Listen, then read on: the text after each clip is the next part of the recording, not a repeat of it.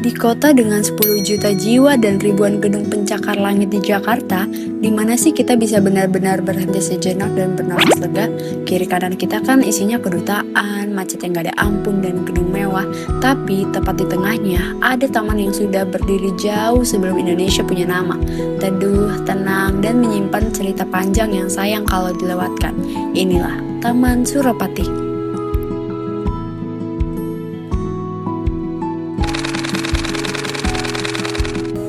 Hai guys, perkenalkan nama saya Mona Lisa Artesia. Hari ini saya sedang berada di Taman Suropati. Nah, ini tuh salah satu taman kota paling ikonik di Jakarta. Nah, saya mau ngajak kalian jalan-jalan santai sambil mengenal sejarah apa sih di Taman Suropati ini dan kenapa namanya dinamai Taman Suropati. Terus sampai fakta-fakta menarik yang mungkin kalian belum tahu. Yuk ikutin!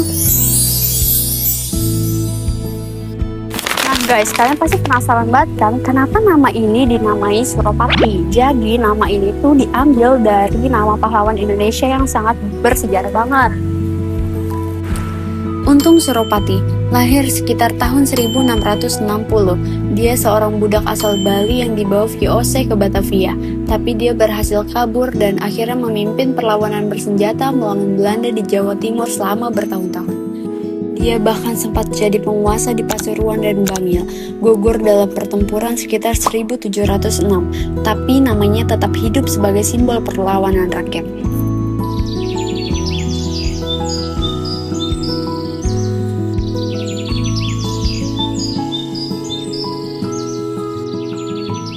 Kawasan Menteng sendiri dibangun awal 1900-an sebagai permukiman mewah kolonial. Taman ini dulunya bernama Burgemeester Bisschop Lane, nama wali kota Batavia kala itu. Setelah merdeka, namanya diganti jadi Taman Suropati. Di atas tanah yang dibangun penjajah, kini berdiri nama seorang pejuang rakyat. Sampai sekarang, kawasan ini masih sangat ternama. Di sekelilingnya berdiri kedutaan besar negara-negara sahabat seperti Inggris, Polandia, dan Irak.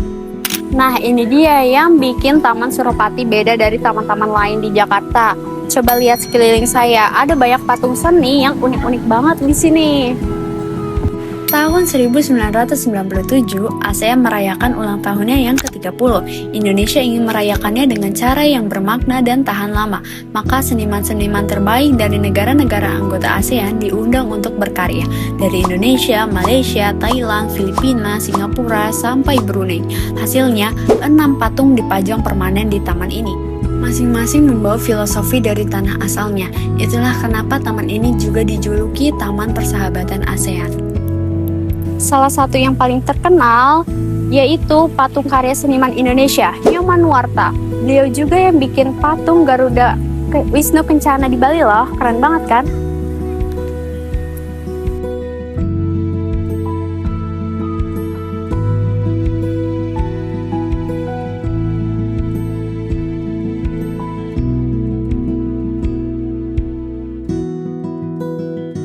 Sekarang saya mau ajak kalian keliling guys. Kita lihat satu-satu patung yang ada di sini yuk. Yang pertama ini patungnya dari Indonesia, karya Nyoman Nuarta tadi yang udah kita bahas. Megah banget kan kalau dilihat langsung.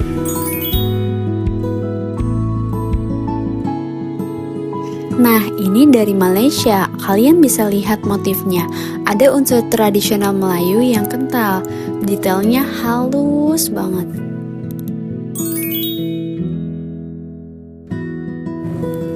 Kalau ini dari Thailand, berasa banget pengaruh seni budayanya. Tenang tapi tetap punya aura yang kuat.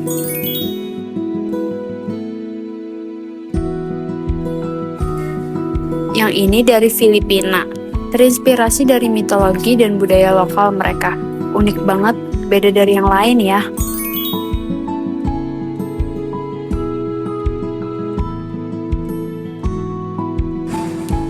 Kalau yang ini berasal dari Singapura. Ini lebih modern, lebih clean, tapi tetap punya makna yang dalam.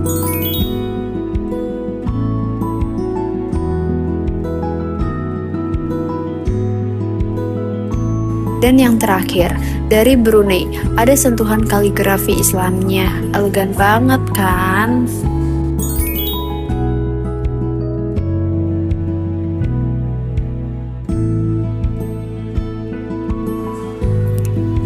6 negara, 6 patung, 1 taman. Keren banget kan guys, dan ini semua bisa kalian lihat langsung di Taman Suropati.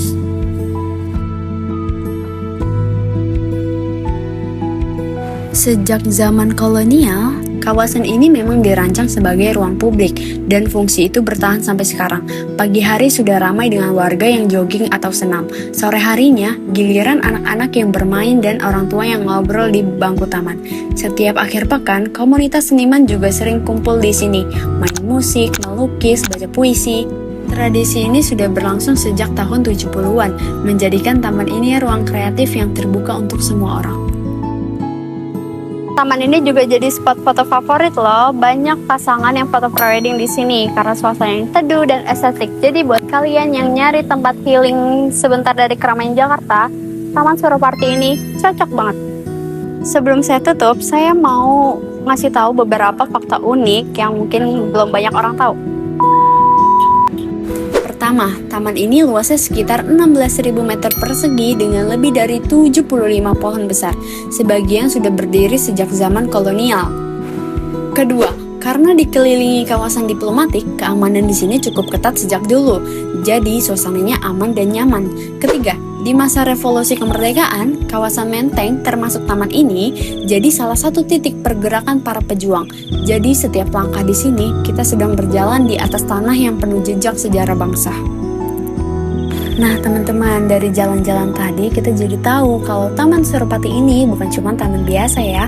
Ada sejarah perjuangan pahlawan, ada simbol persahabatan negara-negara ASEAN, dan ada ruang hijau yang jadi paru-paru kota Jakarta. Tempat kayak gini perlu kita jaga dan lestarikan bareng-bareng. Karena di tengah gedung-gedung tinggi dan jalanan macet, kita butuh tempat buat bernafas dan mengikat akar budaya kita. Saya Mona Lisa, pamit undur diri dari Taman Suropati. Dadah!